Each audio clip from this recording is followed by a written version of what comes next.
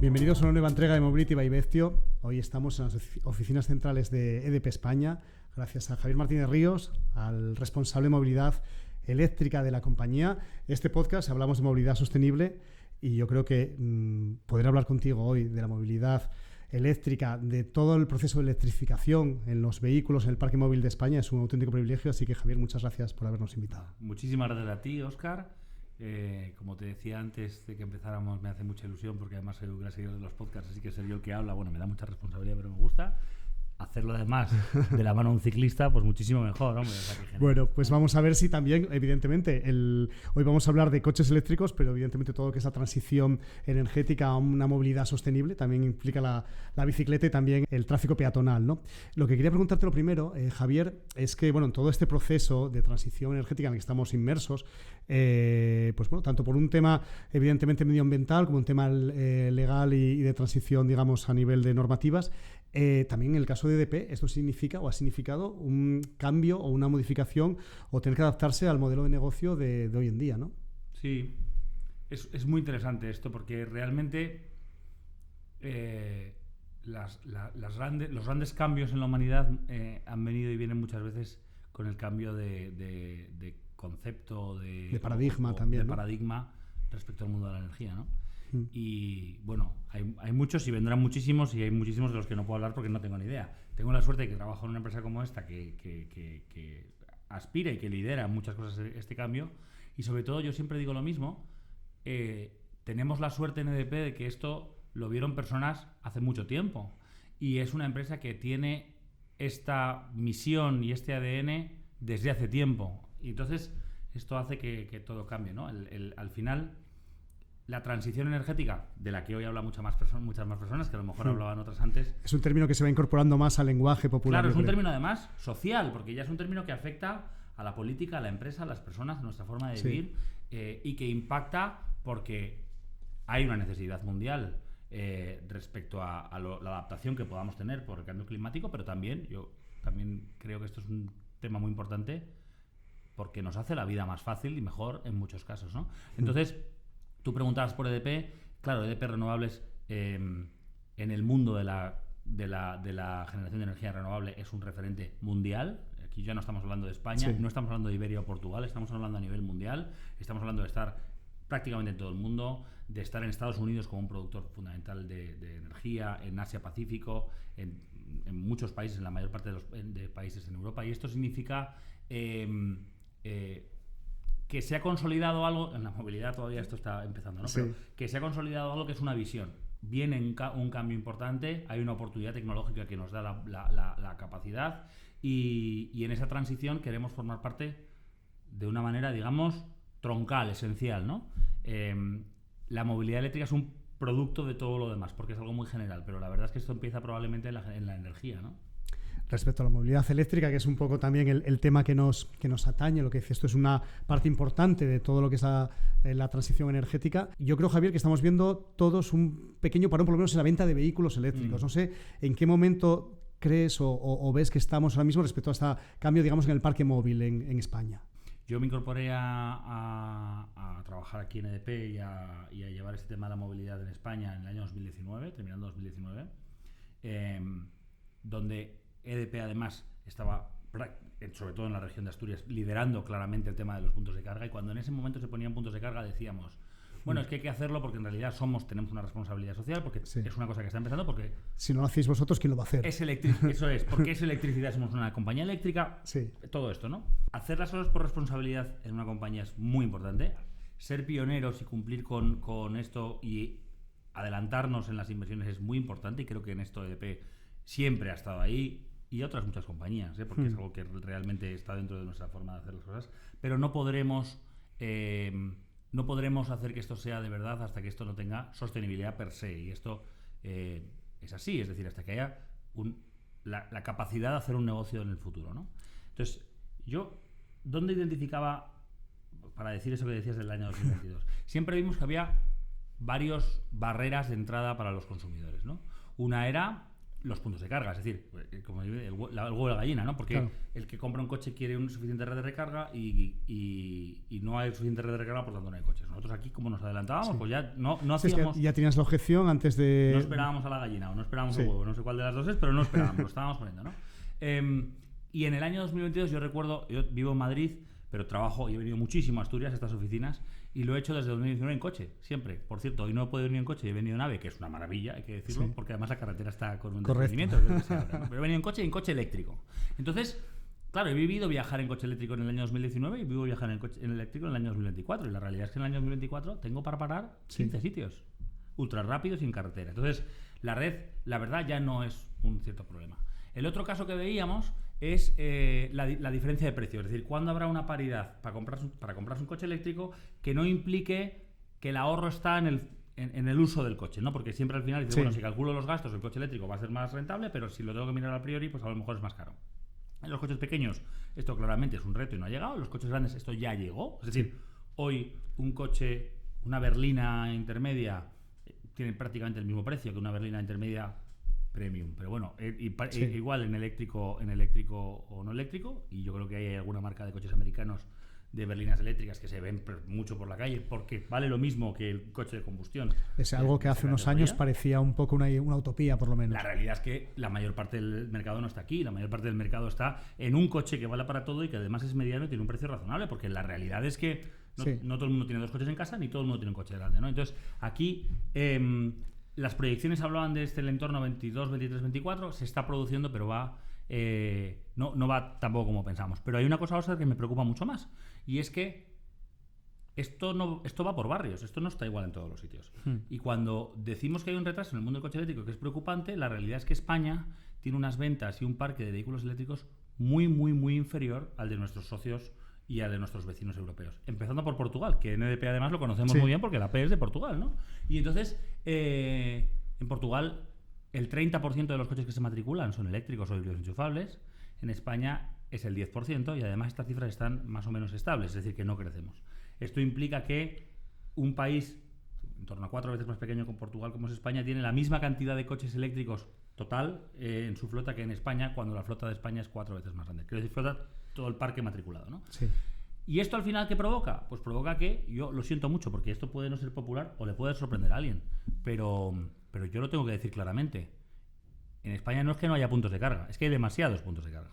El problema que tenemos es que lo que no tenemos son coches, y que si no te logramos tener coches y tener una masa crítica para hacer que el mercado se mueva, será muy complicado mantener las inversiones en el futuro al nivel al que las estamos haciendo. Por supuesto, seguimos trabajando en esto y no vamos a parar, pero hay que entender que faltan coches. Se ha pasado, yo creo, casi de una situación previa en la cual había coches, no había puntos de recarga, digamos, hablando en términos genéricos, a una casi inversa. Completamente de acuerdo. Y encima, esto al final también es completamente lógico, ¿eh? Pero al final, en estas cosas tenemos varios efectos de opinión en contra que son muy potentes, y hay uno que claramente hablaban, el otro día leía sobre el sesgo de confirmación. Es decir, como yo pienso algo que pasa algo, en cuanto pase cualquier cosa, ya eso es lo que va a demostrar. Te reafirma en tu opinión. Un incendio que haya quiere decir que los coches eléctricos se incendian todos. Bueno, pues la verdad es que no es cierto, ¿no?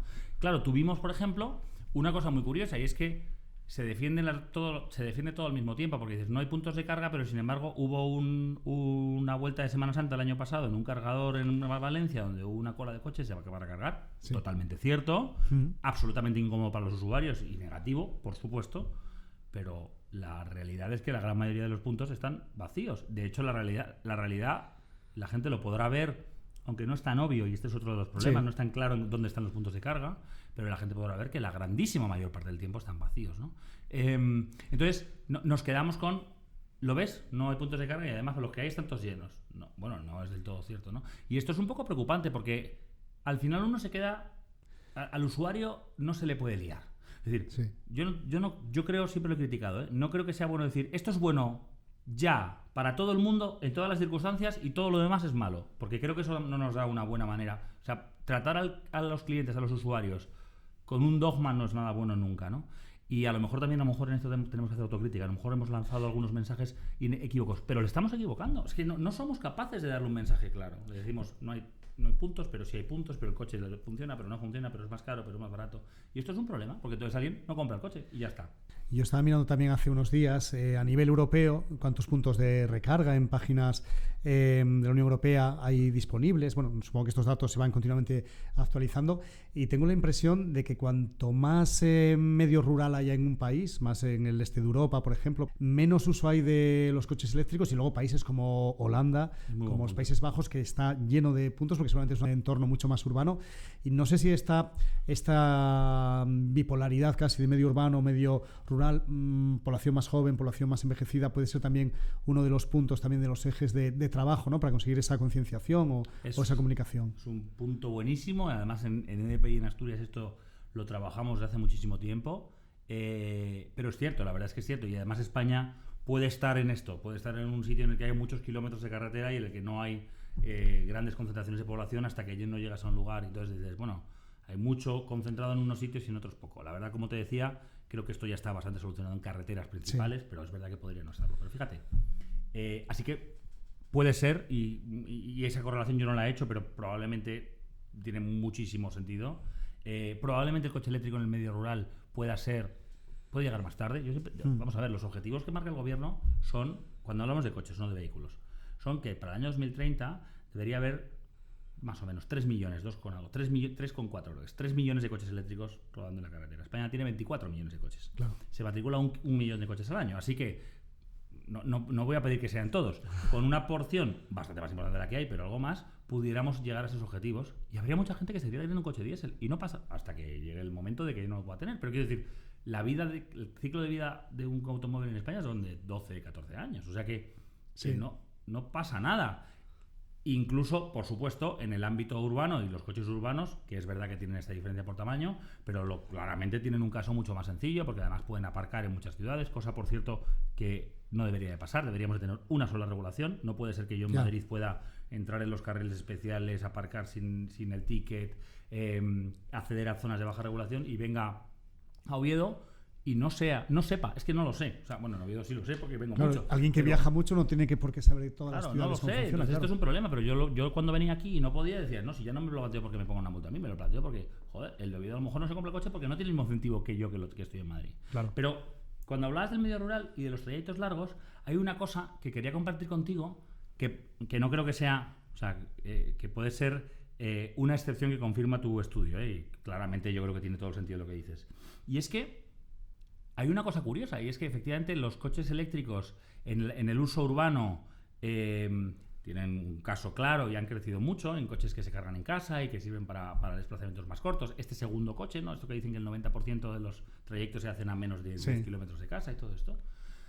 Pero es que luego resulta que hay una marca de coches, al final tendré que decir cuál es, pero es que parece que soy un seguidor de esta, pero que lleva muchos años con coches eléctricos, con estaciones propias, que hoy es la líder mundial en venta de coches, y resulta que sus conductores hacen más kilómetros que conductores de gasolina y diésel. O sea, que el que tiene un coche de estos, cuando va a salir de viaje, viaja en el coche eléctrico y viaja más que cuando lo tenía de otra manera. Así que dices, bueno, pues entonces no se cumple, porque entonces no está cogiendo el coche y cuando va a viajar tiene otro. Usa este coche para viajar porque tiene una buena experiencia, porque le sale más barato, o por lo que sea, porque tiene conducción autónoma. No lo sé, ¿no? Por eso digo que es una excepción. Y hay otra cosa que me llama la atención. Entonces, en el ámbito rural puede ser que lleguemos más tarde. En el ámbito de los trayectos largos, no lo sé, porque a lo mejor nos encontramos con la paradoja de que alguien que haga muchos kilómetros y en carretera, que es el que a priori yo te diría, de los 3 millones a lo mejor es el último que llega, como los que no tienen carga en casa, que a lo mejor también pueden cargar en la calle, a lo mejor nos encontramos que a estas personas el business case, digamos, el incentivo por cambiar es mucho más rápido y llegan. Lo que sí que te digo es que en España hay una cosa que llama muchísimo la atención, que no sé si la has visto en los datos, pero aquí hay una correlación muy clara, y son las empresas. El crecimiento, esto sí son datos clarísimos, en Portugal lo vemos de manera cristalina, también en Inglaterra o en el Reino Unido, en Francia, en Alemania. De esto tiran las flotas de coches, esto tira el company car o tira los coches operativos y demás, porque es donde más la racionalidad más debería de funcionar, porque al que no le gusta un coche, pues no le gusta un coche, no le vamos a decir que le tiene que gustar. Es más, si encima percibe que le digo lo que le tiene que gustar, pues no le va a gustar menos, como es lógico, como me pasaría a mí. O sea, que esto es lo más normal, ¿no? Esto es un movimiento que a nivel mundial habría que ver si funciona o no. Pero en España hay un problema. Dices, no, es que cuando miro las matriculaciones de empresa o de rentacar en coches eléctricos son menores que en los coches particulares. Es decir, que el cliente particular está más menor convencido. Porcentaje incluso. Menos porcentaje. Es decir, que el cliente particular está más convencido que el de empresa, que es al que deberíamos de poderle mandar el mensaje. Entonces, ¿y por qué pasa esto? Bueno, pues es que hay cosas que en España funcionan particularmente mal. Y la verdad es que están identificadas en el mercado hace mucho tiempo y las tenemos que decir. Y específicamente para el mundo de las empresas aplica los incentivos fiscales y los descuentos o, digamos, o subvenciones o ayudas para poder, digamos, disminuir esta brecha de precio que tiene. Los IVAs, los impuestos de los coches, el IRPF cuando es un coche de compañía, todos estos impuestos son 100% deducibles en otras localizaciones, de manera que tú no ves no tienes que percibir una ayuda directamente. Ves como un descuento, digamos. Un descuento en todo lo demás. Tendríamos en el IVA, que es el 21%, pues es donde más hay, ¿no? Y esto se ve claramente. Pues nada, Javier, muchas gracias por todo lo que nos has explicado. La verdad que vemos que todavía queda mucho por hacer, pero también se ha hecho ya mucho en este pequeño lapso de tiempo, y que desde EDP estáis concienciados que no hay paso atrás, que esto es una carrera que está empezando y que todavía queda muchísimo que recorrer, ¿no? Claramente, es una carrera, nosotros lo vemos claramente, es un camino que claramente vamos a recorrer, porque no es solo que es un camino bueno porque acompaña una transición energética, acompaña medidas que son necesarias, es también porque es bueno para las personas. Y yo creo que esto, y en cosas además como la movilidad, que son tan de nuestro día a día, es muy importante. Esto es cómodo, esto es, iba a decir barato, bueno, barato con todas las comillas que hay que ponerle a todo esto, pero esto tiene buenos casos, esto es cómodo, esto, yo siempre digo lo mismo, el que lo prueba no vuelve, y por algo será. Si el que lo prueba no vuelve, probablemente es que lo que hace falta es que la gente lo pruebe. Así que nosotros pensamos que eso se va a producir. Es cierto, como te decía, que miramos con preocupación que España tiene un retraso mayor que otros países europeos y esto también se va a corregir, estoy seguro, pero la verdad es que estamos tardando mucho en corregirlo, yo me gustaría hacerlo antes. Todas las ventanas y todas las mesas y los micrófonos que nos den, nosotros seguiremos diciendo lo mismo, es una muy buena idea, nosotros estamos muy contentos de seguir aquí, pero sobre todo en tu mesa y en tu micrófono, muchísimas gracias porque que nos des este rato es fenomenal. Encantados por estar aquí en las oficinas centrales de EDP en Oviedo. Es verdad, la mesa la pongo yo. La mesa la ponéis vosotros. Muchas gracias.